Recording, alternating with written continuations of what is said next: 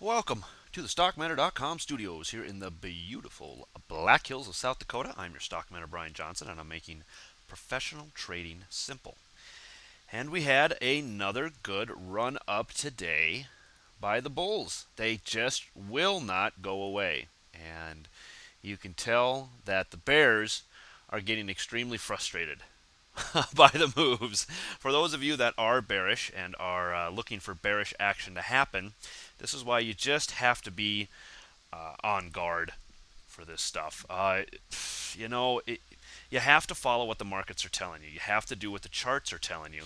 And that I know is difficult at times because you want sentiment to set in and go, man, come on, it's got to go down. It's got to, you know what? It doesn't have to do anything. The markets are always right, and they can do whatever they want to do.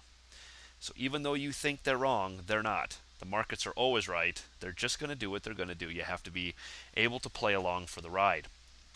And today we saw the Dow up, the S&P up, the Nasdaq up, and they were both uh, increasingly stronger than one another. The Dow was only up a half a percent, S&P up 0.75%, and Nasdaq up over 1%.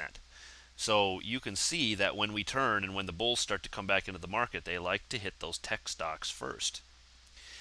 So an interesting run up today in the markets. I mentioned it yesterday. Nothing's broken. Really, no reason to think that we can't go higher. We are still in an uptrend, so we can still continue to go up. That's just the way the markets work. So I know we're due for a pullback, and I know we would like to see some bearish action here to kind of relieve the pressure. But I can tell that things are getting actually very bullish in the markets because even some of my biggest bear friends are starting to talk about, you know what, I'm just tired of shorting, just sick of it. I mean, the bears are getting tired of shorting because they keep getting their hands slapped. Every time they think this is it, it isn't it, and they get their hands slapped and they're right back to square one. So today I'm showing you the S&P to start because every one of these charts look the same. So let's take a quick look at the S&P, and that's this big dip here. This is where everybody thought this is it. But if I had some lines drawn in, and I'll show you on the Dow that this pulled right back into support and followed a support line down before taking off again. This made maybe a cup and handle, I guess, if you want to call this the top of the cup and this little teeny thing the handle. It isn't much of a cup and handle, but anyway, it could be construed as a cup and handle. Regardless, it is bullish action. So keep your eyes on what this looks like here. This big dip, little dip, and then these two bars here, as you can see on the Dow. Big dip, little dip, these bars here. This is that line I was telling you about. This goes way back into some previous support, and you can see how it just ran along this little support line before it broke up and got even higher. On the Nasdaq, you can see the strength it was showing. It did the little move up, but look at how the dip is higher than where it was in the other ones. Where the other ones had a little dip right here at this resistance, this one didn't. Nasdaq gapped up and over it, then put in maybe a little dip, moved up from there. But the same two candles are the same. Big move down. People are starting to go, is this it? Is this it? And then another move up. By the way, for those of you interested, for those of you that are new here, on my weekly or on my newsletter, it isn't just a weekly newsletter. I should probably rename it, but I do this weekly newsletter, quote unquote, on the weekends, and I give people new plays. I also do intraday emails during the course of a week, and they get a Sunday video, and then instead of doing one every single week, I do one maybe on a Monday, a Wednesday, and then again on a Friday. And so they get extra videos during the week as well from a subscriber standpoint. And I go into a lot more detail about what I'm thinking and the psychology and where I think things are going. And I get a little bit deeper than I do on the daily videos. Along with that, I do daily emails. I do intraday emails. I don't always do one every day, but if I see things moving and I have time, I'll go ahead and pop one out to everybody and let them know what I'm doing. Here was one that I sent today as an example.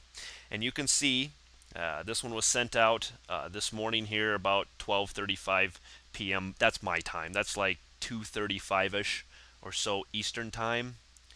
Um, yeah, so 2:35 Eastern time. If you want to figure it out from there, you can look at your chart. And I just put in here, just very simply, that nice push down here, but not something we haven't seen 10 times before. Still nothing broken. I can't scroll over, so I'll move the whole screen. Still nothing broken. Just not saying don't raise an eyebrow, but I am saying that I don't think this is it. So let's wait and see what happens in the last hour. We keep pushing down, then maybe we have something to talk about. But until then, deep breaths. This thing may still end up closing back at the highs. And there's a head and shoulders potentially forming on the 5-minute neckline around 1029. Let's watch that along with the 1032, 1030 area on the ES futures. That was for resistance on the way back up. Today we got resistance at the 1032 area before pushing through. And if you guys want to go ahead and look, you'll see that there is a head and shoulders forming on the 5-minute neckline. It is right around the 1029 area on the ES futures. So those are the type of intraday emails I send out. If that's the type of stuff you're looking for, if you're interested in that kind of help during the course of a day, subscribe to the newsletter. It's $15 a month, $15 for an entire month. And these are the type of emails I send out. So if that's the type of stuff that you would enjoy getting during the course of a day to kind of help you along in your daily trading, please sign up for the newsletter. Like I said, it's super cheap. Super cheap. There's not a 1-year commitment or anything. You can do it month to month. So if you don't like it after a month, you're out a whopping $15. You'll spend that on beer this weekend, or, a McDonald's meal with your wife and family. So anyway, I wanted to show that to you. Some people were asking about what are in the intraday emails, and there you go. There's one in particular, and this is the type of stuff I send out all day long. On some days, not every day. So don't pretend. I'm not going to pretend like I do this all day long. I don't always do it every day. I did today. I did quite a few of them today. So anyway, back to work. All right, so wanted to show you that. Wanted to show you that we called it pretty well, and here's where we are on the SPX. Here we are up and over this trend line we've been watching for quite a while. Once again, same stuff, different day. Moving up, though, and still in an uptrend. No reason to think that we can't go higher. Now, we are getting some economic data here towards the end of the week, and that, of course, can affect everything. But if it's not all that detrimental, which wouldn't surprise me if it wasn't, because, man, the government loves to just throw numbers around. They really don't care what numbers they put out there. They know people will, and they can revise them later. We'll revise them later. So don't be surprised if tomorrow's numbers turn out to be okay. Wow, what a big surprise that would be, huh? And everything's fine. If it is, then we'll continue to see the market move up. I would say look for this 1050 area. 1044 to 1050 is an area I've been talking about forever. And we may just get there sometime this week, maybe even tomorrow. We'll have to watch and see what the news brings us in the morning. And then you might see this thing break. If we break this 1040, you can all but bet that the bears are going to cover. And that'll probably be the catalyst for the push up towards 1044 to 1050. When the bears start to cover. So be watching that closely, and we'll see what happens in the morning. On to the VIX. Markets were up and the VIX was down.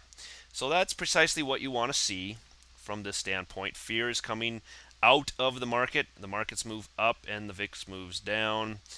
Maybe I could adjust this lower trend line to kind of catch this, but not so much anymore. So these trend lines were just kind of drawn in anyway as a who knows, for instance type thing. I like where the upper one ended up at. I'm not super happy with the lower one, but it turned out to be okay, it appears, in the long run. So we're back down here again in the VIX. Now, granted, this next one is a weekly, so we have to wait and see what the weekly brings us. But it appears we're going to end up coming back down here to retest probably this 200 moving average. If that happens, that would be just enough, I think, to push the S&P up to the 1050 area.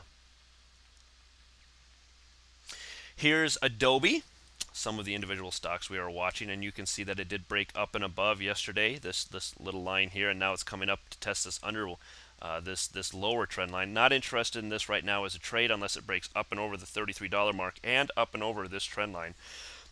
I really was looking at this one on this weekend as a possible short if the markets fell, and we did not see that. So Adobe will be drug along by the NASDAQ, which is showing good strength right now. As long as the NASDAQ keeps going up, watch Adobe to continue to move up as well.